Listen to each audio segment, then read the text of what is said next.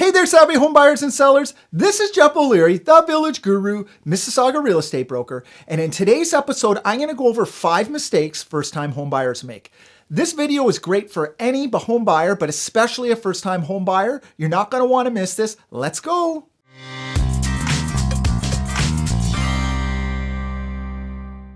Buying a home can be a stressful experience, and that's for anybody, no matter how many times you've bought and sold in the past. And if you're a first-time home buyer, well, let's face it, you're new to the process, and with so many opinions and so many things going on out there, sometimes you can miss some of the details, and I just don't want that to happen. So today I've made a video on 5 common mistakes first-time home buyers make, and I hope you enjoy it, and I hope it helps you in your home buying process. Mistake number 1 that first-time homebuyers make is failing to get pre-approved before starting the home search. Now, let's face it, guys. I know it's exciting. You go online, you start looking for homes, you're talking with your friends, you're talking with your spouse. Triple car garage, private boat dock, sweet. Oh man, it's only $5 million. Hey hon, do you think your parents will give us our inheritance now? And it can be an exciting time. However, I'm going to caution you, without being pre-approved, how do you really know what you can afford? And more importantly, what happens if you do find that perfect house and you're not pre-approved?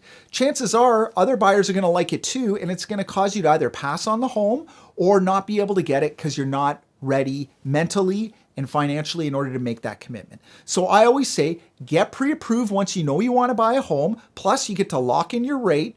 There's nothing wrong with it, only good things. So get pre-approved. Mistake number 2, underestimating the additional expenses that go into buying a home. So everybody looks at the purchase price and they calculate out how much mortgage payments you're going to be. But I'm here to tell you, there's a ton of expenses involved in buying a home that are not included in the mortgage. In fact, if you're buying on average, say a $700,000 house in Mississauga, you're probably looking at about $40,000 to $45,000 in cash you're going to need by closing to cover these additional expenses.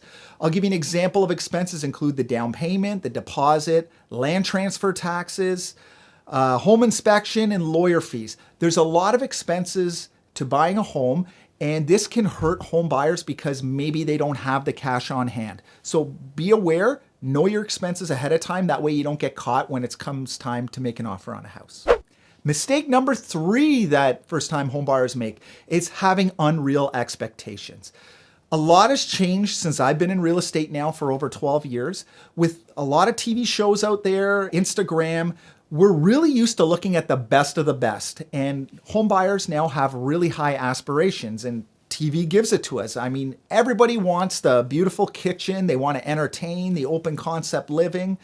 The challenge is this stuff gets expensive. And in fact, as a first-time home buyer, you have to keep in mind that you're playing the long game, okay? The long game means, just like everybody else, you got to start somewhere, and it's important that you get the right home for you, and you're probably going to move up in the next 5 to 10 years. I mean, it's almost everybody does it.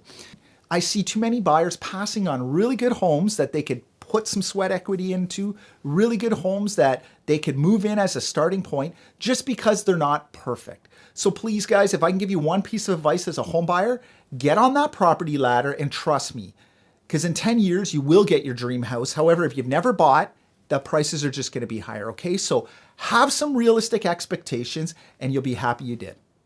First-time homebuyer mistake number 4, failing to focus on the location. When we're looking online, I mean, a lot of buyers, they'll focus on what the home looks like, the price of the home. However, and this is just in my experience working with literally hundreds of buyers, a lot of them don't pay attention to the neighborhood.